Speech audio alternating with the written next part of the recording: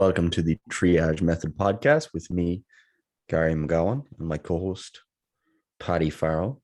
Paddy, how are you this week?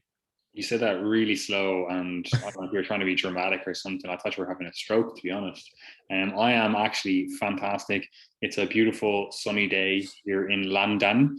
Yeah, I've nothing really to add to that. Life is still good. The last podcast we recorded was only like 2 or 3 days ago, so I don't really have a huge amount to update, even though this will be coming out a week or so from when everyone else heard the last one. What's the story with you, Gary? I presume placement is still going good, well, you're enjoying yourself, etc. Bucketing rain, and I'm tired, but we're playing soccer tonight, so that's going to be fun. Nothing else to add. Fantastic. So let's get stuck in to this podcast. This is it's kind of a more, I don't know if you'd call it theoretical. It's very practical as well, I suppose. But this podcast is basically on like, what's the difference in terms of how we would organize things if we had different goals, right? And we're going to just pick some, relatively common goals that people have. And the goals we're going to effectively pick are, we'll call it, strength sports in terms of like powerlifting.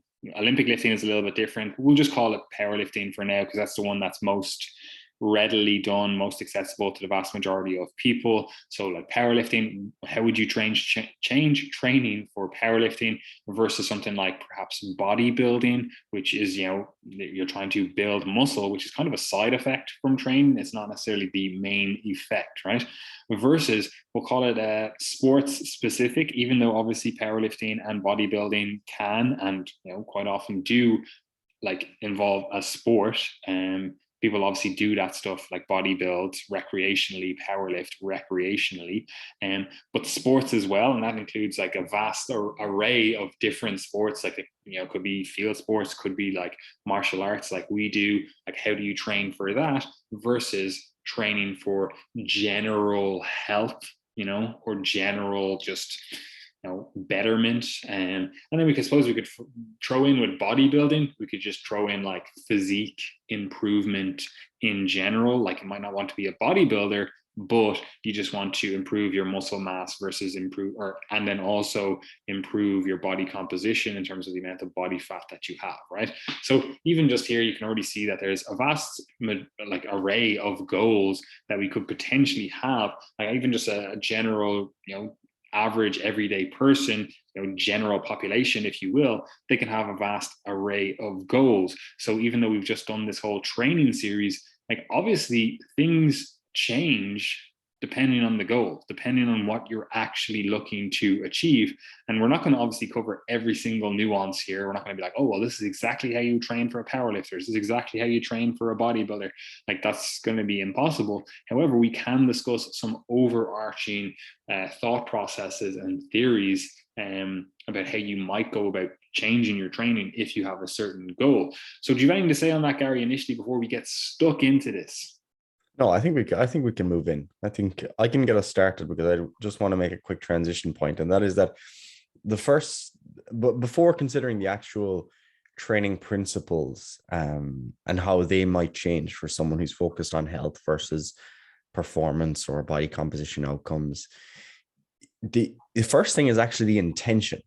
And this is something that I think a lot of people miss, because you'll often hear people say that, there's a huge difference between training for health and training for performance. They'll say there's a turn of phrase that, where sport starts, health ends. And it's true to some degree. Like a lot of people will make certain health trade-offs, but most people who are training for body composition or performance outside of very competitive sports, particularly martial arts and, some other heavy contact sports, they're not willing to accept that much of a trade-off for their performance. Like for example, the most people who compete in, let's say, bodybuilding, they still have some degree of intention to preserve their health. Like they're not going all out. Otherwise, you would just use all of the drugs in the world, and you wouldn't care what it did to your liver or how you felt each day, or how short of breath you were.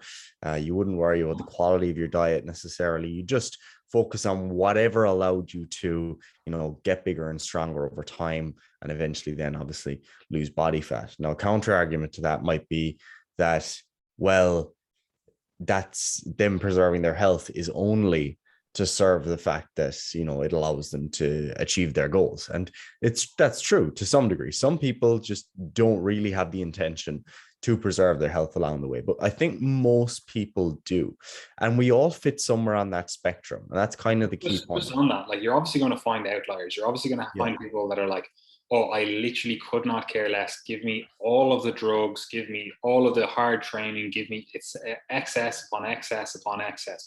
But you can find those people in the general population who aren't training. Like, think about, mates that that go heavy on the drink, or heavy on just recreational drugs. Like, you can find people that are, they just don't care about their overall health, or even just people that, through completely their own fault. And I'm not talking about people that, like, it's like their environment and other things, like people that have access to all of the resources, have the knowledge, whatever, and then still allow themselves to get into a really unhealthy, obese position, perhaps, like, for those, like, people in general, like, if you have access to the knowledge, you are making a willing risk to reward ratio, and you go, I actually just don't care about the risk. All I care about is the reward, whatever that reward is. Like, you're going to find those people throughout society, but we can't necessarily allow the outliers of the outliers dictate how we view the general population, even within these sub populations. 100%. And this is kind of an overarching theme that permeates into many different facets of life beyond just training. For example, like, some degree of work and being financially stable and having a purposeful job, etc., is going to be beneficial for your health. Okay. But there's obviously a point at which health trade-offs start to become a consideration. If you're working 80, 90, 100 hours a week, you're not sleeping enough, your relationships are not being nourished, you're letting the quality of your diet go, your sleep is obviously quite poor, you're super stressed, there's going to be trade-offs in health there. And the question you ask yourself is, how much of a trade-off am I willing to accept? And this is absolutely the same with regards to training, nutrition, and your overall approach. So that's kind of the first thing that I just want you to think about when you're considering how you plan your training and how you plan your nutrition is, what's my intention? What's my genuine intention here?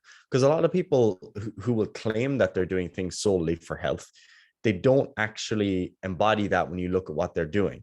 For example, people might say, oh, I'm just trying to be healthy, and they're staying far too lean for them to be able to maintain a good relationship with food or good psychosocial well-being. So although they might look healthy on the outside, what they're doing might necessarily be so healthful. And then on the other side of things, you might have people who are pretty much solely performance oriented, but pretty much everything they do is absolutely healthful. They're, let's say, competing in a team sport where they've got a solid sense of community. They don't work too much because they want to be able to compete well in their sport, so they've got plenty of downtime as well. They're sleeping a lot because they want to perform well. They're eating really well because they want to perform well, and they're managing their overall level of fatigue or training load because they want to perform well and recover from training. So overall, they're actually doing something that's pretty much close to 100% healthful, despite the fact that that's not their intention at all. So I think first and foremost, consider your intention, and then we can move forward from there. Yeah, and this is also, like, the whole discussion, especially when we're talking about sports versus health. Like, the thing that mixes a lot of the, we'll call it research on it, and I mean both anecdotal research and the actual literature on this, is that oftentimes a lot of these athletes that we'd be like, oh, well, clearly they have ill health as a result of their sport or whatever, it's really because of the drugs that were used in that sport, right? And that's, like, permeates throughout, like, recreational sport all the way up to the top level.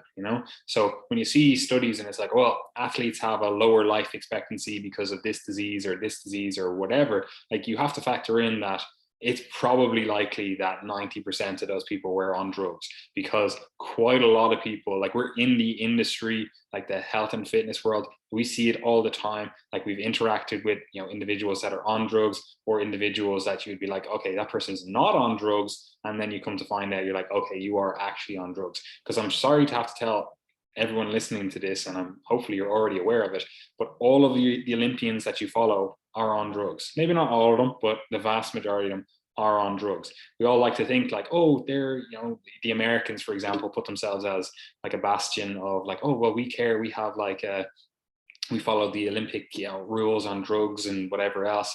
But look at all the medical exemptions for drugs that are clearly performance enhancing drugs. I'm like, yeah, okay, cool, you can talk about medical exemptions, but this was also the story in like the UFC previously, where we had this like testosterone replacement therapy, like a medical exemption from. You're like, oh yeah, cool, and everyone was clearly juicing to the fucking gills. So while they might not be using the same drugs as other athletes who are not adhering to WADA or the Olympic Committee or whatever else, they're still using drugs. They're still using performance enhancing drugs to some extent. And with any drug, especially if you abuse it to whatever extent you abuse it, there are side effects. It's not like there's a biological free lunch where you just go, oh, I take this drug and I abuse it and there's no ill effects from that. Like, that's very rare. That's going to be the case with any drug, like, or any nutrient or anything you put in your body. Like, you can abuse water, right? So that does confuse the matter, because you might be a recreational athlete engaging in whatever sport, and you might be really concerned about your health, and as a result you put less of a priority on your sport, because you're like, oh well, look, everyone in that sport dies young because of X disease, heart disease, or fucking whatever. But you have to factor in that you're not actually doing that everyone that died young from that was actually doing. You're not doing these crazy high training volumes. You're not doing these drugs. You're not doing X, Y, Z, whatever it is, right? So we do have to look at, okay, we have some like, population data, we'll call it, but we also have to look at you as the individual. Like, what are you actually doing? Which obviously makes this a lot harder of a discussion, because once we start looking at the individual basis, like, you might have specific, genetic polymorphisms that predispose you to certain diseases more than another. Or you might have certain genetic polymorphisms that, because you are engaging in this sport, it's actually protective against these different diseases. Like, you might have, genetic reasons for having like higher risk of heart disease or arterial calcification or whatever. And because you're an endurance athlete, you weren't actually sick as a result of that, because even though you see like athletes have like higher calcification, but it's not pathogenic, right? So, or as pathogenic, I should say. So like, you might be doing things that are actually making you healthier, even though you're engaging in your sport. And we haven't even discussed like the injury aspect of things, because obviously that does also impact on your sport, or impact on your view of health versus, whatever. But the thing about that is, it's actually a really hard discussion to have, because if you don't, like, say, what's the two interventions here? We engage in some sort of activities, or we don't engage in some sort of activities. If you engage in activities, you put yourself at a higher risk of injury because you're doing stuff. But if you don't engage in activities, then you put yourself at a higher risk at a later date, because you don't have enough muscle mass, you don't have enough bone strength, whatever. So it's like, what's the risk to reward here? Now, obviously there comes a flipping point where you're doing so much activity in your youth that your risk of injury is just higher, or you're doing certain activities where your risk of injury is just higher, and it's not actually leading to a better outcome later in life. So obviously there is a flipping point.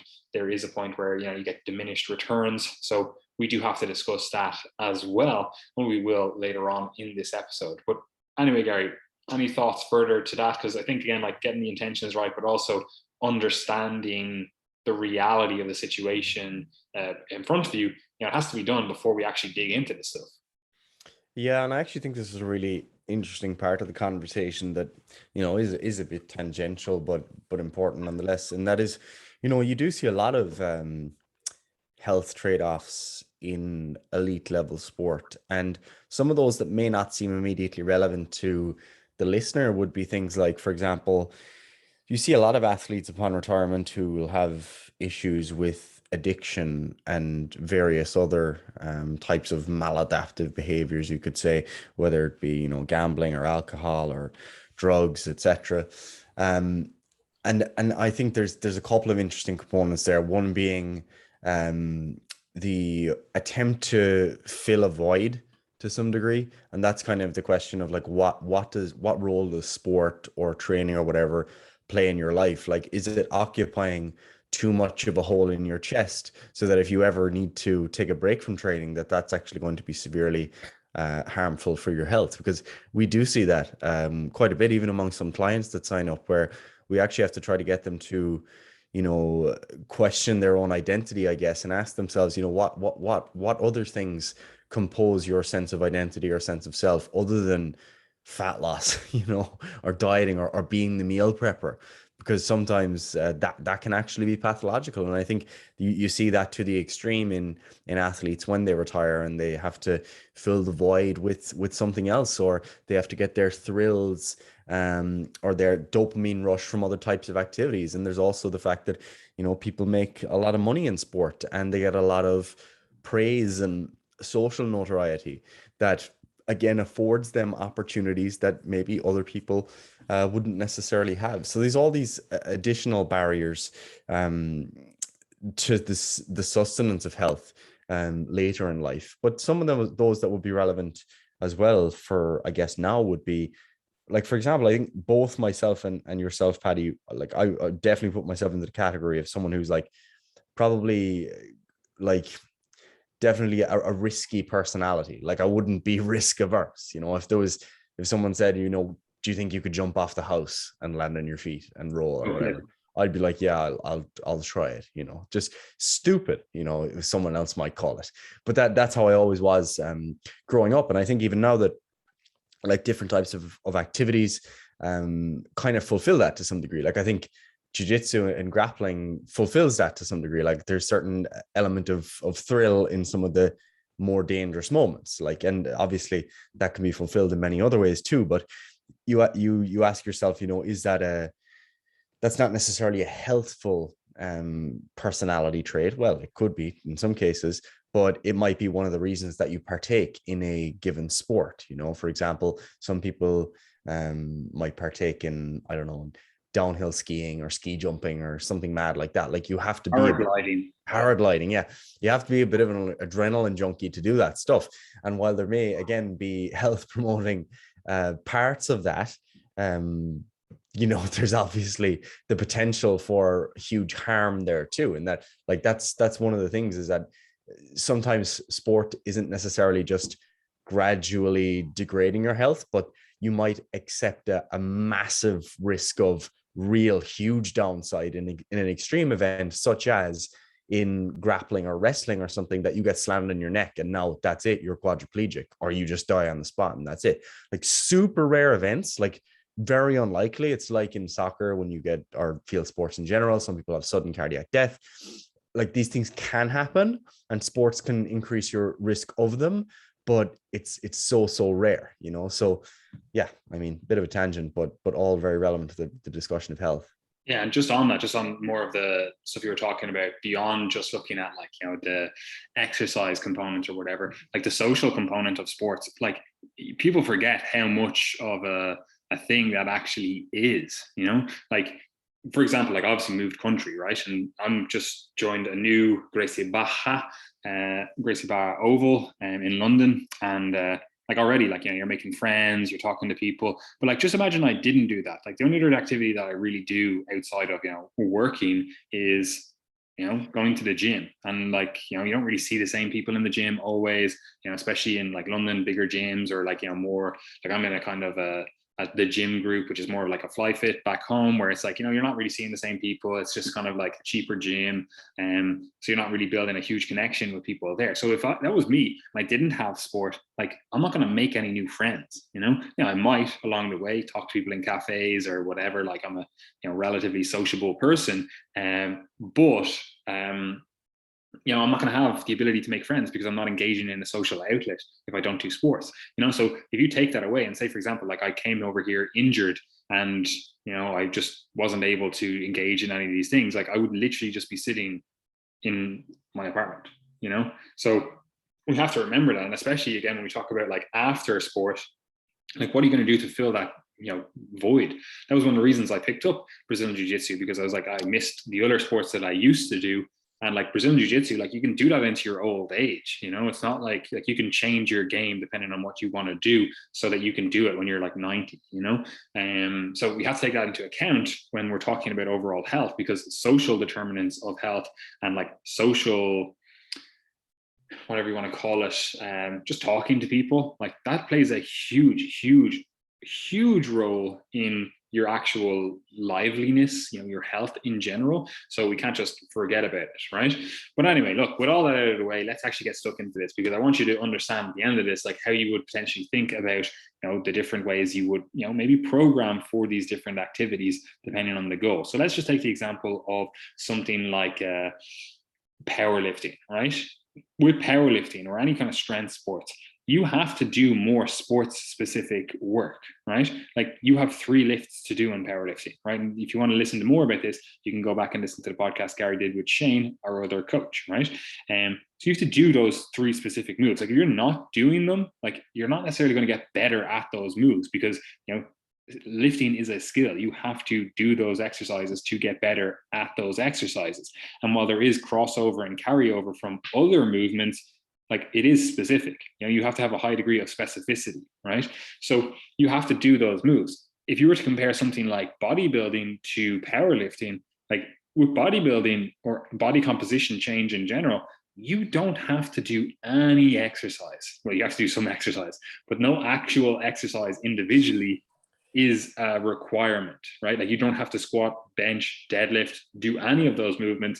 You can do other movements because you're looking for a side effect of training, which is the enlargement of your muscles, and then potentially some sort of caloric burn as well to help with fat loss, etc. Right?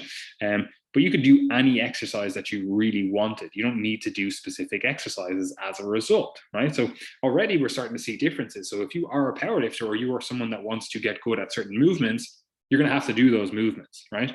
Whereas if you're just looking for the outcome of building bigger muscles, what you're going to be looking for is the best exercises to build those muscles. And like I would argue that a squat is not the best way to build your legs, right? I would argue that a bench press, not the best way to build your chest. A deadlift, like it's not the best way to build anything in general, right?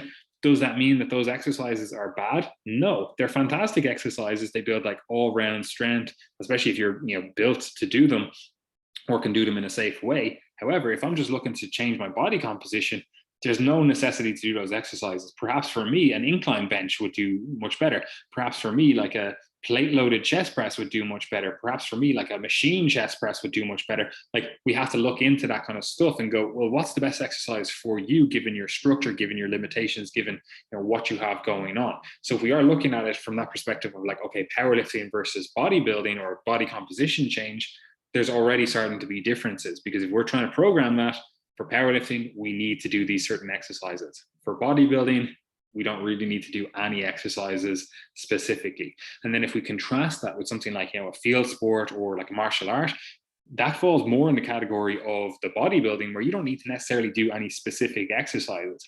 There potentially are going to be certain exercises that correlate more strongly with your sport, but the reason they correlate more strongly with your sport is because they work similar movements, and if you get strong at those movements, you're going to have an easier time in your sport. For example, if you're doing like grappling, the two of us know, like if you're doing, I don't know, like a bent over row, you're really strong at bent over row, you're really strong at something like a chin up, you're probably going to have an easier time at grappling. So we could say like a bent over row and a chin up are required exercises for grappling, but all that really is required for grappling is to be strong at pulling, having those musculature that is, pull musculature, if you will, forearms, biceps, back, upper back, whatever. Like you want to have them strong. And you can do that very effectively through something like a bent over row and a chin up. But perhaps you're not able to do a chin up. Does that mean that a lat pull down or something is going to be an ineffective exercise? Or an ineffective exercise? Oh, fuck no. Of course it's going to be an effective exercise, because it's strengthening those same muscle groups, right? So if we're looking at a sporting context, it's more akin to the bodybuilding context, because we're looking to target certain muscles rather than, and even though we are trying to target certain movements, the actual movements themselves are not fixed. It doesn't have to be a certain movement. It's not like you're trying to compete in the chin up, right? Which is a sport as well. But then how does that contrast to general health? Well, again, that kind of falls more in the realm of this bodybuilding where you don't have to look at any particular movements themselves. You just want to do movements that, target the muscles you want to work, target the movements you want to work. You're able to do in a safe, effective manner, and that you're able to slowly progress over time. But there is no singular, oh, you must do this one exercise, right? So that kind of brings me, and I suppose there's other activities, other sports we could talk about, such as like CrossFit or like cross training or whatever you want to call it. Like, you don't have to be good at any specific exercises. However, if you know you're going to have a competition and there's certain exercises that are going to come up, it behooves you to train those exercises. Like if you have to do a rope climb or something and you've never climbed a rope, like, well, yeah, you can chin up all day, you can do whatever all day, get strong in the same muscles. Like, it does have a high degree of carryover, but you still need to practice the actual skill of what you're going to engage in. So that's the first thing we want to cover. If there are specific demands of your sport that you can kind of replicate in the gym, like in terms of like your sport is powerlifting or Olympic lifting or any of those kind of strength sports, which are also training activities, you're going to need to do those same things in the gym. Everyone else, you can kind of pick and choose. You can do whatever fuck you want as long as it achieves the actual outcome. Would you agree with that, Gary, in terms of movement selection? Yes, I would. And I think that not enough people actually realize that. And as a result, probably get more injured than they need to. And shitter results. Yes, and shitter results. Because like that's ultimately what happens when you start to develop I guess an excessive attachment to a certain movement and you're never willing to take that out of your training, then despite there being signals that you should take it out, such as pain in your elbows or your back or your knees or whatever, you just kind of persist and you keep pushing through it and pushing through it and pushing through it. And it gets to the point where, you now have to do like 10 to 15 warm-up sets to even feel like your knees are ready to squat. And, body weight squats hurt you, but once you kind of pop your knee wraps on and you do all your warm-ups, you now feel okay, even though it's going to be sore after. And people keep plowing on like that because they don't have that same attachment to the leg press or the leg extension or even a pause front squat or some other variation. And as you begin to, continue pushing down that road, you might be doing something on paper that I would recommend to another individual as being very helpful. But in your case, because of what you're experiencing as a result of what you're doing and the long-term trajectory of that, it's no longer helpful for you. And maybe you're aggravating an old meniscal injury or tendinopathy or whatever it happens to be. But those things, the longer you let them go without dealing with them, the more likely they are to kind of maintain their chronic nature and to stick with you over time. You see this all the time in older powerlifters, who they'll be able to do their sets after loads of warm-ups, but they can't handle the amount of volume they could do once upon a time. They don't really go near their 1 rep max anymore because their joints are just in bits from just hammering the same exercises all the time, same ranges of motion, always pushing to failure, etc., etc. So it's not just the exercises, it's also the specifics of the programming, such as, for example, always working up to your max and training to failure. And that can be something that's embedded within certain subcultures of bodybuilding and powerlifting or certain approaches to training in some CrossFit gyms, etc. And that I guess is something that goes beyond just the exercise selection or specific programming variables, because considering the overall culture of the fitness subculture you're in is actually something that really determines the healthfulness too. You see this in martial arts gyms are the best example of this, because you go to some boxing gyms and Muay Thai gyms in particular, or some MMA gyms as well. What you'll have is that you'll have some people who have the mindset that you should spar hard all the time. And you have people there that are getting the head battered off them every single training night. And they're going home with their ears ringing, headaches, their memory's getting fuzzy. And that is just a one-way street to issues with cognitive function later on and memory later on and personality later on. That's what's wrong with Paddy. Youth, yeah. Yes, that's what's wrong with Paddy. But you do have some gyms like that, and there's a case of survivorship bias there, where some people do really well with that approach, but you don't see all the people that quit along the way because of the issues that they encountered, or just the fact that it wasn't sustainable for them. And you'll have other gyms that are about getting people in the door, maybe not as competitive, but they're just saying, right, we want many different people to be able to partake in martial arts, and we're not necessarily trying to push people to the absolute maximum level, but we want people to be able to look after themselves, and we spar hard maybe once a month, but other than that, we kind of keep it light or whatever. Some gyms are like that, and that can be a lot more helpful, despite the fact that you're doing the same activities on paper, so to speak. So that's really important, because that's something we see so often in the kind of bodybuilding / powerlifting world too, where you see guys who are going into the gym and hammering like 5 sets 5 on squats to failure every session,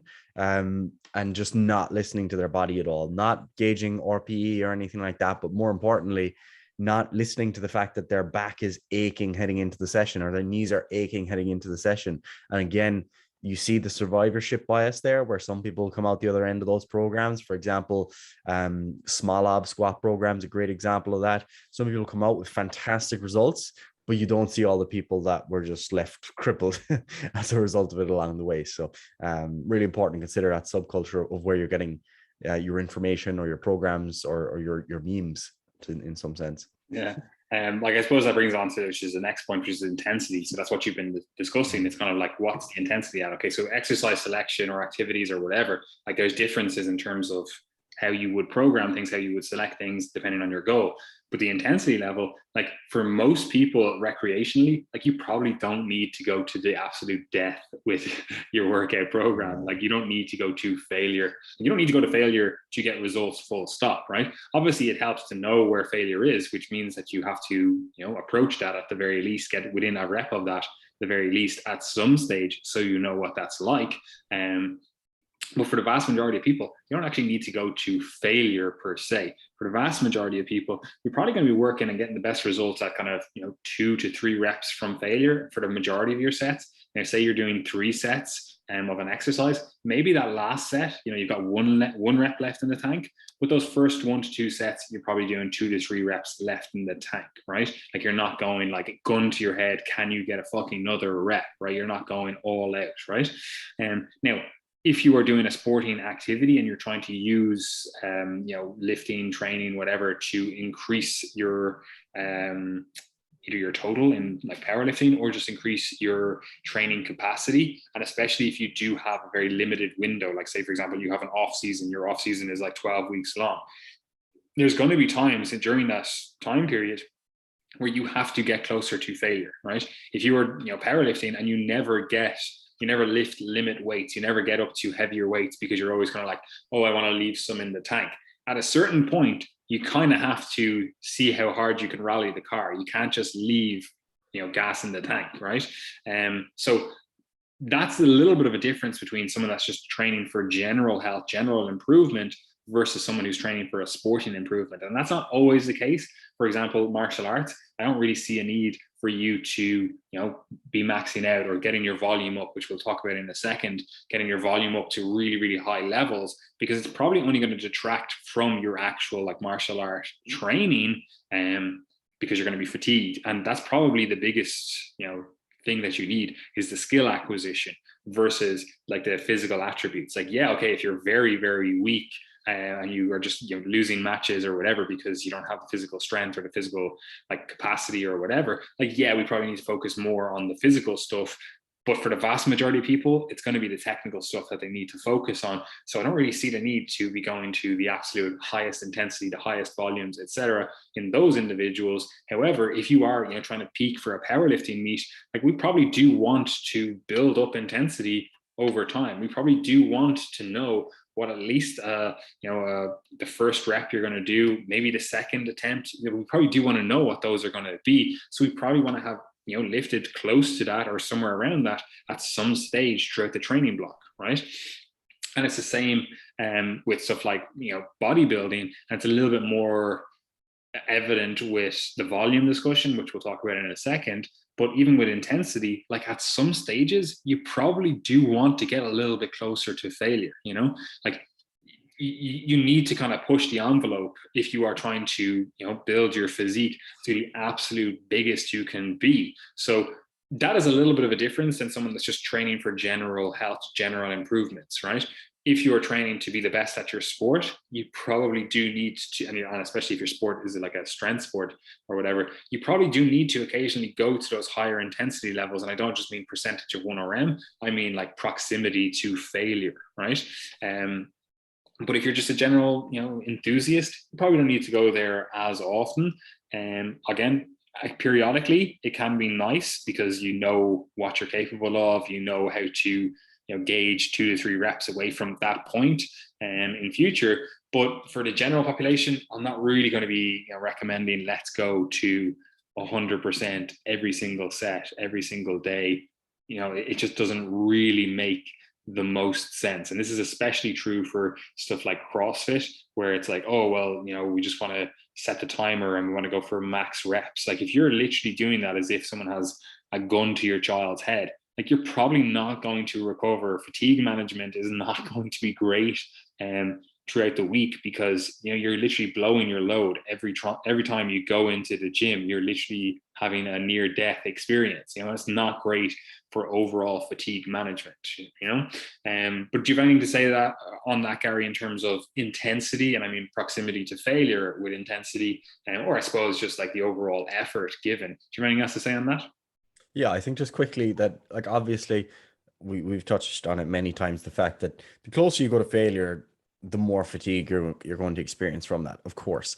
But there's also the kind of the other obvious but often left unspoken part of that, which is that the closer you are to failure, the higher the risk of technical mess up or error too. Like for example, if you're doing your final rep in a bench press and you push up more with the left side than the right, then there's a non-zero risk that the bar kind of slips to the side and falls down in your chest. There's also the non-zero risk that as you push more to one side, that one side becomes far more overloaded and increases your risk of injury disproportionate to just looking at the RPE. And that, that's especially the case on certain exercises that you will see people go to failure on, like for example, like sled leg presses or hack squats, where the weight is literally down on top of you. Like you see people go to failure where they can't even perform the concentric without a spotter, and they're left, someone running across the gym to help them out of it. Like that's just absolutely unnecessary risk to be taking in the gym.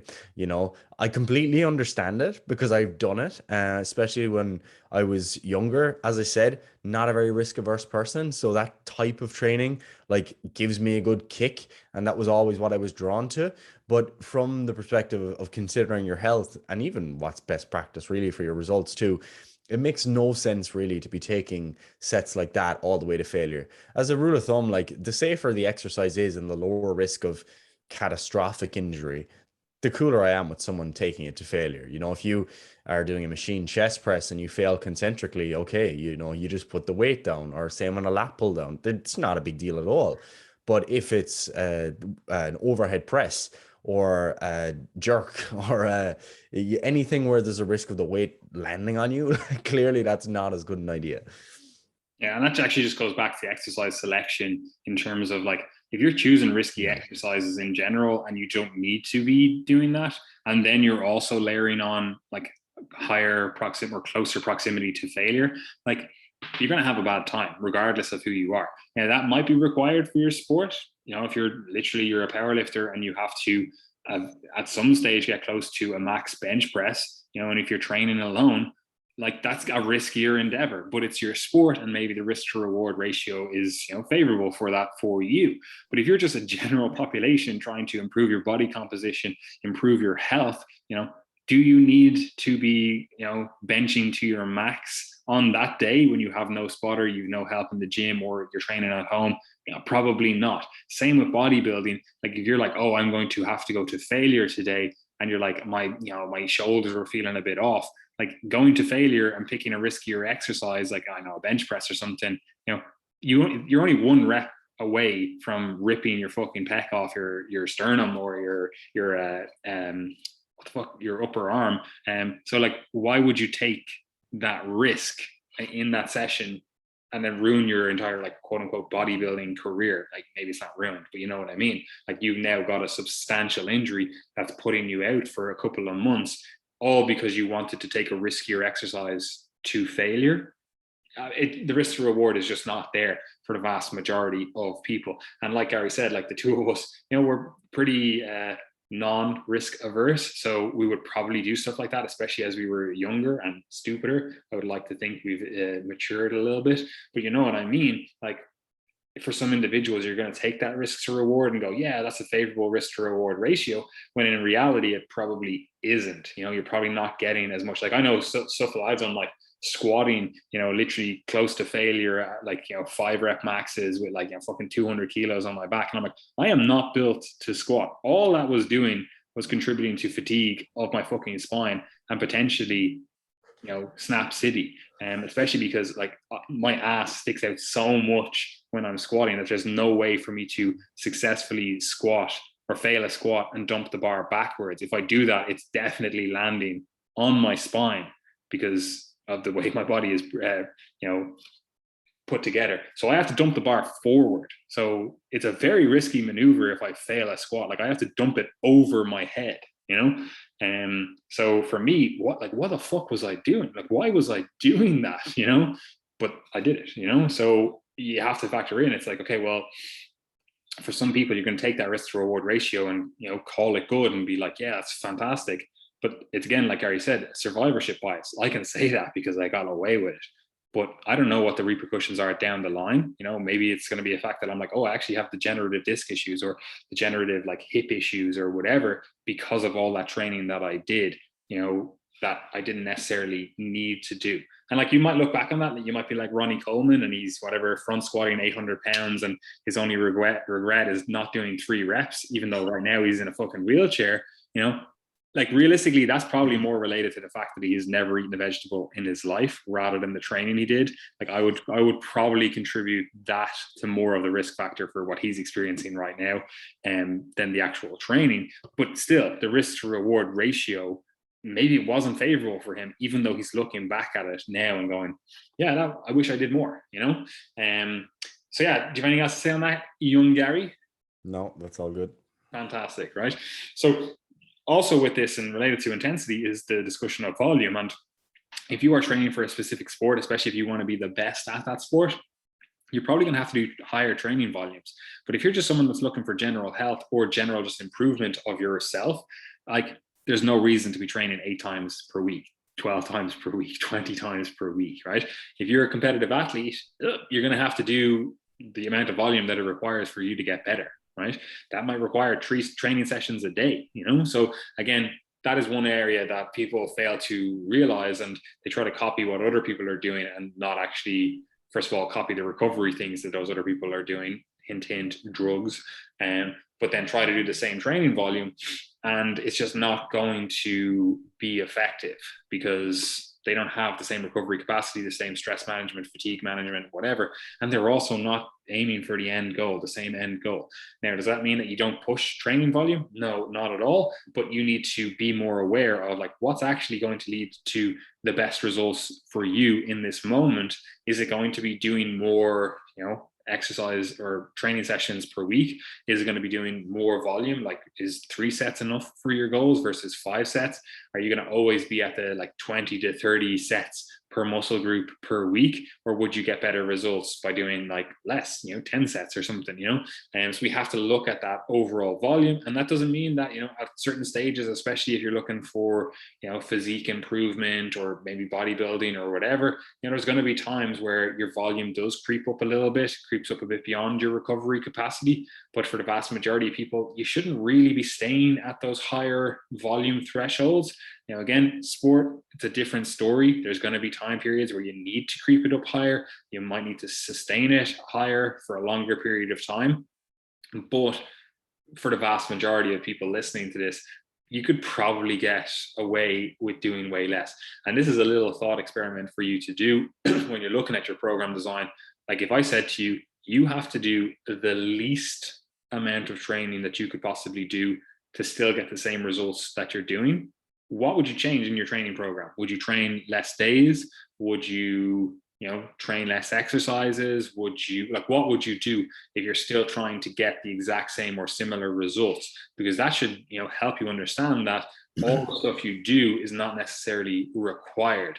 So there is obviously somewhere in this kind of minimum effective dose to maximum effective dose. And most people, tend to at least stay, closer to the maximum effective dose, and they never get down to the minimum effective dose. But it's important to know where that minimum effective dose is, because there's going to be periods of time in your life where, stress is higher, workload is higher, you're not going to have as much time to get to the gym, et cetera, et cetera. So you're going to need to reduce training volume in general. So if you don't know how to do that, and all you think is, oh, well, I need to be at, 12 sessions per week to get results, like, you're going to be up a fucking creek without a paddle, So that is something to consider. Do you have anything to say on volume, Gary?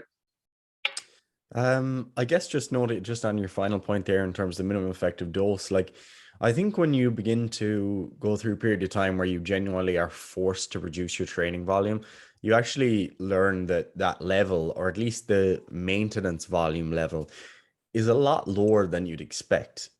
Even for me, that's something I've probably learned in the last 2 years, like since doing like obviously the pandemic and everything, but also being more into jujitsu than weight training for longer periods of time. You know, cut my training volume so much lower than I ever would have in the past, and have been quite surprised at being able to more or less kind of maintain my strength, like improve it in some cases, but even go back from periods of time where I've only been training twice a week in the gym and still notice that my strength has maintained and that my performance across multiple sets has maintained. So that's been something that's been surprising for me. And I think something that most people report, like the vast majority of people will report, that their level required for maintenance is so much lower than they would expect. And that can sometimes tell you that maybe you are doing a bit too much. Like, are you wasting a load of time in the gym? If you can maintain at 2 days per week, but you're training 6 days per week and you're doing like 30 sets a session, like, are you sure all of that is high quality and actually needs to be done? Because again, I would argue that independent of injury risk and things like that, there is some degree of a trade-off in other areas of your life. If you're spending 2 hours a day, 6 days a week in the gym and not getting additional results from it, because if you've got a surplus, let's say, of 5 hours that you could cut off that and still get the same results, then that 5 hours could probably be spent on something that would be far better for your relationships or for your kids or for your career or your nutrition, if you were able to cook nicer meals or whatever, enjoyment of life. And they're all positive things too. So I think that's something important to reflect on, because I find that with our clients, or my clients at least, that uh, it's very often the case that they can get away with less than they think when they start to, be efficient with the quality of their work. Yeah, 100%. And again, like, this is something that you do learn once you are kind of forced to do less, But yeah, so I think that's nicely covered. There's only one last thing that I want to cover on this discussion. Obviously, we could be here all day talking about the intricacies and nuances and whatever else, but there's only one big broad category that I want to discuss here, which is cardio. And this is something that, if we're talking about general health, you probably want to be doing more aerobic cardio, especially, than the vast majority of people actually do, right? Yes. Like, that's, most people just don't do enough aerobic cardio, right? So that's one of the things. If you're doing sports, you're probably not even doing enough aerobic cardio then. Like, it's very rare, unless you're talking about actual athletes, that do enough aerobic cardio, right? So, and that's especially true of the strength sports, where people are just, they just don't do any cardiovascular work whatsoever, and it probably does limit their progression in general, right? So I would say cardio across the board is underutilized as a skill. The only time it's probably overutilized is when we're talking about like endurance athletes and stuff, and they probably bring it to the absolute limit and beyond of what is actually required to improve health, and they're just doing stuff that's improving performance, and which is, fantastic and everything. And again, it's hard to fully decipher where that benefit stops, because a lot of those individuals are also on drugs, as like Tour de France athletes and stuff. It's like, drugs are very prominent, so we have to consider that stuff. We have to look into it. For the vast majority of people, I would say cardiovascular work is only going to improve their results in terms of what they're looking for. The unfortunate thing is that it just takes time. Oftentimes it's quite boring. Like if you do like 90 minutes of cardio, that's kind of just boring. So you have to consider that stuff. Do you have anything to say on the cardio aspect? Because we've discussed it in one, it was the last episode. But I think the vast majority of people just underutilize cardio. Yeah, I mean, it works and it works fantastically. And that's kind of one of the things, is that like it doesn't seem like spending 90 minutes where you're not necessarily that short of breath. Like, yeah, you're short of breath, you're working, you're sweating, but you're not killing yourself. It doesn't seem like that would be that productive. And it's certainly not as sexy as going in and doing a 1 hour or 30-minute like hit session where you're dying throughout the session. But it really does work. It's for something that's quite low fatigue. If you have the time, I think there's a huge health and performance benefit to be gotten from doing those kind of longer, steady state cardio sessions. There's not too much else to it really from a health perspective. You absolutely should be getting it in. The basic health recommendations are 150 to 300 minutes of moderate intensity exercise per week. Then it's 75 to 150 of vigorous exercise. I think a lot of people, when they do their cardio, they probably straddle between the moderate and the vigorous, really. If you look at like the classification, some people closer to vigorous, but the point still stands that like you should be getting at least 150 minutes of that type of cardio per week before you even consider your resistance training from a basic health perspective. And if you're not getting that, it's worth trying to factor that in. It's a lot. Like that's 5 30-minute sessions per week or 3 50-minute sessions per week. And the vast majority of people are not achieving that. And I even find with my own clients that it can be difficult to get people to that level. So I think that it is a big win, a big area that could be exploited to try to improve your health long term. And I think because it can be achieved with relatively low levels of fatigue, and it can improve your fatigue tolerance in life otherwise, that I think that, yeah, it's worth doing if you have the chance. Yeah, like as we discussed in the last episode, it is relatively easy to increase this stuff, but at the same time, it still does require time. And unfortunately, time is something that is not exactly out there that we can just go, oh yeah, let's just create more time. Like we have work, jobs, etc. to do, family, other things. And like if I didn't have jujitsu to do, like I probably wouldn't hit the target myself. Like I'm not going in to do an hour to 90 minutes, 4 nights per week of cardiovascular conditioning. Fuck no, it's just boring, in my mind anyway. And some people obviously love going for a run or doing whatever, but wouldn't be me. But yeah, that's all I really have to say on this. Obviously, again, we could be here all day discussing all the nuances. But do you have anything else to say to wrap this up, Gary? No, that's it. Fantastic. Where can people find us? As always, guys, we do have coaching spaces available. So if you're interested, you can get in touch. Information can be found below. So if you'd like to pursue your own health and fitness goals with a member of our coaching team, then do check that information out. We also have a member site for coaches who are trying to improve their education. So get involved if you're trying to enhance your ability as a coach and your background knowledge, forming your decision-making process. We also have a lot of free content, a lot of free content. So do be following along on Triage Method. Instagram is the busiest place. We also have a YouTube channel where you can watch excerpts from this podcast. If you don't want to watch the full podcast episodes, or certain episode didn't tickle your fancy, but there might be a little excerpt in there that's of interest, so do subscribe there. Do also follow the rest of our coaches. So if you go into the Triage Method Instagram and click the following section, you'll see our coaches there, and all of us put out individual content as well. So do make sure that you're following.